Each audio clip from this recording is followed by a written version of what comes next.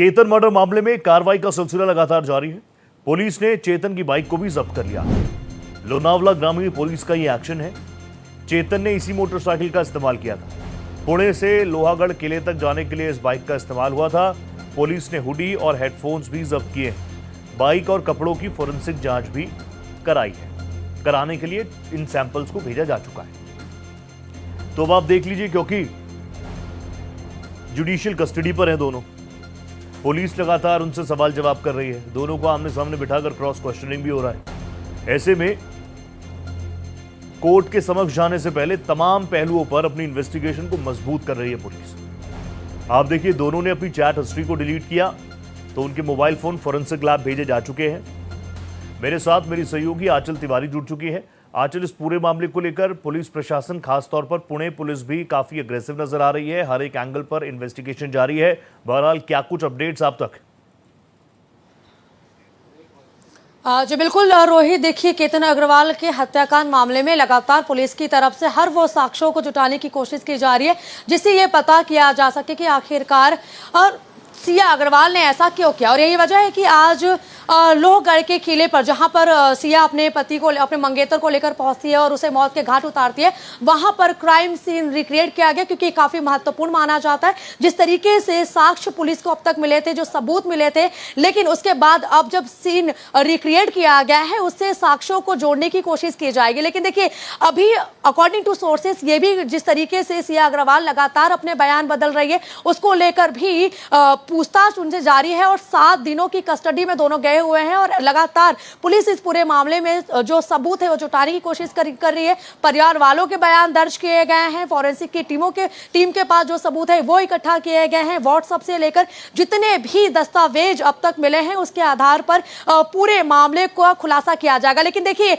जिस तरीके से चेतन और सिया अग्रवाल की तरफ से जो बयान बदले जा रहे हैं, उसके बाद ये पुलिस के लिए काफी मुश्किल हो रहा है कि सबूत को किस तरीके से पेश किया जाए। और यही वजह है कि जब इन दोनों आरोपियों को आज पुलिस लेकर पहुंची है लोहगढ़ किले पर, उनसे ही पूरी जो सीन रिक्रिएट है वो करवाया जाता है। उनसे ही पूछने की कोशिश की जाती है कि कैसे उन्होंने प्लानिंग की थी, कैसे यहाँ पर केतन अग्रवाल को लाया गया था, किन जगहों से लाया गया था, कौन सा रास्ता चुना गया था। ऐसे कई जो सबूत हैं, जो बयान है, वो उनसे लेने की कोशिश की गई। और अभी ये देखना होगा कि जो रिपोर्ट सीन रिक्रिएट का सामने आएगा उसमें क्या कुछ खुलासा किया जाता है। लेकिन ये काफी महत्वपूर्ण है। और क्राइम सीन रिक्रिएट इसलिए भी किया जा रहा है क्योंकि जो साक्ष्य और सबूत मिले हैं पुलिस को, वो आगे बढ़ाने में काफी अहम होगा। रोहित, इस पूरे मामले पर पूरे देश की निगाहें हैं। इससे पहले भी कई इस तरह के केसेस आए। लोग लगातार उन चीजों को भी लगातार फ्लोट कर रहे हैं, सर्कुलेट कर रहे हैं। इस पूरे मामले को लेकर देवेंद्र फडणवीस काफी संवेदनशील नजर आए।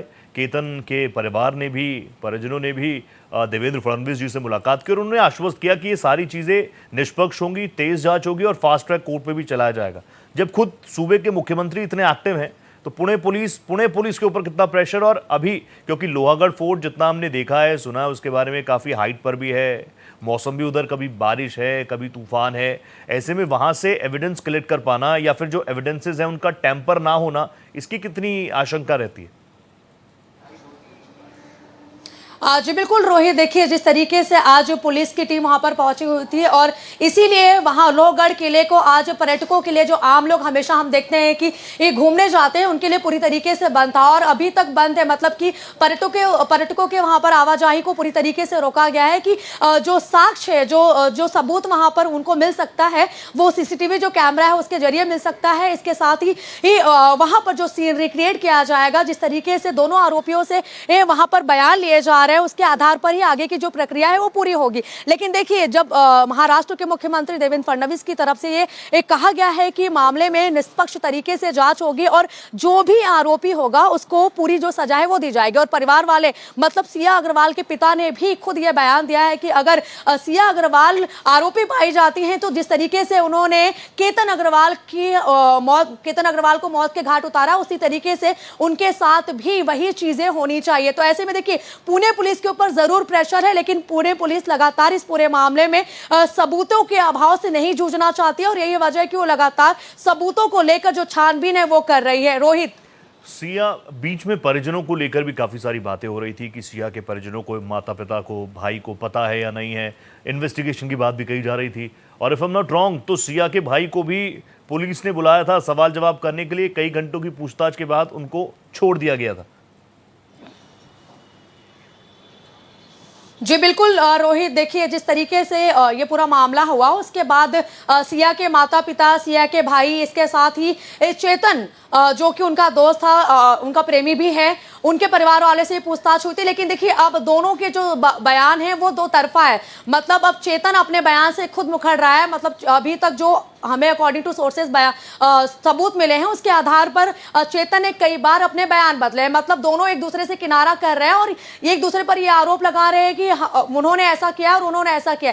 लेकिन देखिए परिवार वालों की भी जो बयान है वो काफी महत्वपूर्ण है और ऐसे में अभी कुछ लोगों के ही बयान लिए गए हैं। मतलब कि कई और लोगों के बयान लिए जा सकते हैं। मतलब कि पुलिस पूरी वो कोशिश कर रही है पूरे सबूत के तह तक पहुंचने की, जिससे ये खुलासा किया जा सके कि आखिरकार सिया अग्रवाल करना क्या चाहती थी और इसके पीछे उनका उद्देश्य क्या रहा है।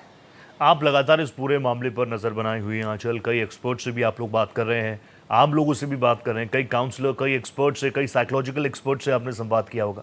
ये कैसी साइकोलॉजी है कि अपने परिजनों को बता देने का, बताने में सिया को ज़्यादा प्रॉब्लम महसूस हुई बशर्ते कि किसी को मौत के घाट उतार दो। ये साइकोलॉजिकल एक्सपर्ट्स इस तरह की मानसिकता को लेकर कुछ बात करते हैं खुलकर?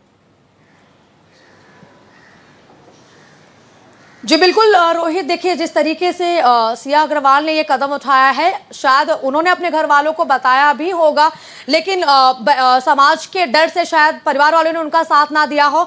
लेकिन जिस तरीके से आप एक्सपर्ट्स की बात कर रहे हैं, एक्सपर्ट इसको लेकर काउंसलिंग करते हैं। अगर मानसिक तौर पर कोई दिक्कत होती है या फिर हम फिजिकली या मेंटली अपने आप को प्रिपेयर नहीं कर पाते हैं तो बहुत सारे लोग काउंसलिंग करवाते हैं। और यही वजह है कि काउंसलिंग से चीज़ें पता चलती है कि आखिरकार उनके अंदर क्या चीजें चल रही है और वो क्या करना चाहते हैं। लेकिन डॉक्टर खुलकर इस पर बात नहीं करते हैं या फिर जो एक्सपर्ट है वो नहीं करते हैं, लेकिन जो प्रक्रिया होती है वो जरूर करते हैं। लेकिन देखिए अभी अगर मैं सिया की बात करूं तो सिया की एज महज 21 साल थी। मतलब वो ज्यादा उम्र की भी नहीं थी, तो उतनी शायद उनके अंदर मैच्योरिटी भी नहीं हो गया। और जब उन्होंने एक कदम उठाया है तो बतौर एक प्लानिंग, मतलब जिस तरीके से चेतन ने उनका साथ दिया है, 6 महीने के अंदर बहुत सारी चीजें उन्होंने एकजुट की होगी, कई लोगों से बातचीत की होगी। तो ऐसे अब ये पूरे के पूरे जो मामले हैं वो जांच के विषय बने हुए हैं। लेकिन सिया अग्रवाल जैसी लड़की एक अच्छे परिवार से आती है और एक इतना बड़ा वो अगर कदम उठाती है तो आखिरकार क्या परिवार वाले